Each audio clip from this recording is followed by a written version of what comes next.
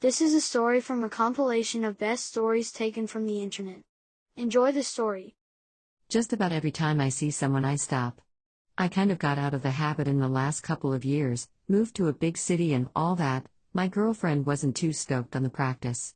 Then some shit happened to me that changed me and I am back to offering rides habitually. If you would indulge me, it is a long story and has almost nothing to do with hitchhiking other than happening on a road. This past year I have had 3 instances of car trouble. A blowout on a freeway, a bunch of blown fuses and an out of gas situation. All of them were while driving other people's cars, which, for some reason, makes it worse on an emotional level. It makes it worse on a practical level as well, what with the fact that I carry things like a jack and extra fuses in my car, and know enough not to park, facing downhill, on a steep incline with less than a gallon of fuel.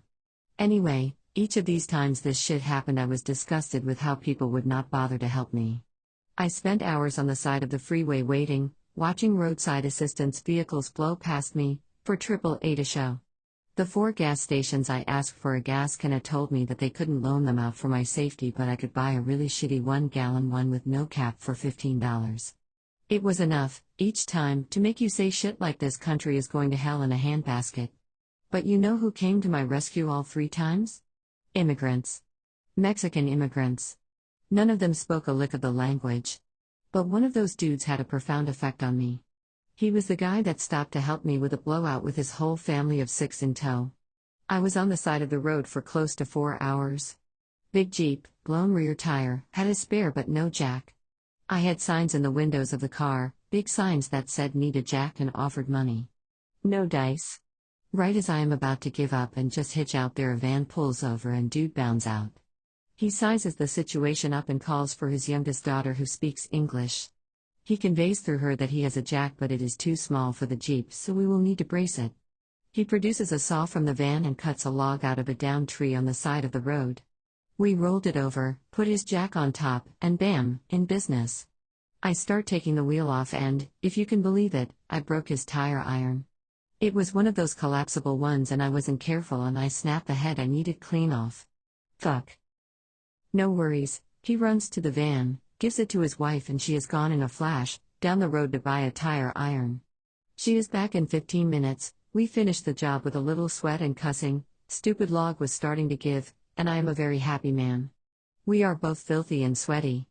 The wife produces a large water jug for us to wash our hands in.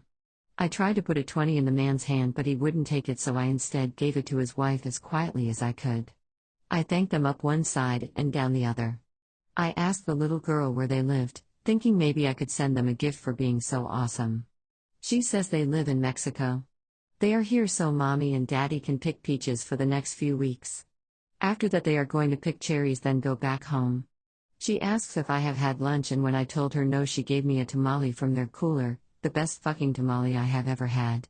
So, to clarify, a family that is undoubtedly poorer than you, me, and just about everyone else on that stretch of road, working on a seasonal basis where time is money, took an hour or 2 out of their day to help some strange dude on the side of the road when people in tow trucks were just passing me by. Wow. But we aren't done yet. I thank them again and walk back to my car and open the foil on the tamale cause I am starving at this point, and what do I find inside?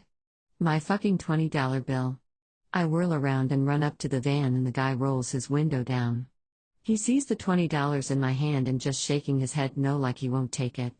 All I can think to say is poor favor, poor favor, poor favor with my hands out.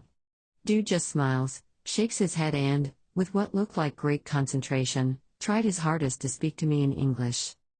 Today you. Tomorrow me. Rolled up his window, drove away, his daughter waving to me in the rear view. I sat in my car eating the best fucking tamale of all time and I just cried. Like a little girl. It has been a rough year and nothing has broke my way. This was so out of left field I just couldn't deal.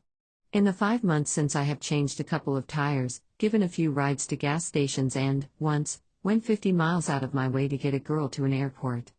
I won't accept money. Every time I tell them the same thing when we are through. Today you. Tomorrow me.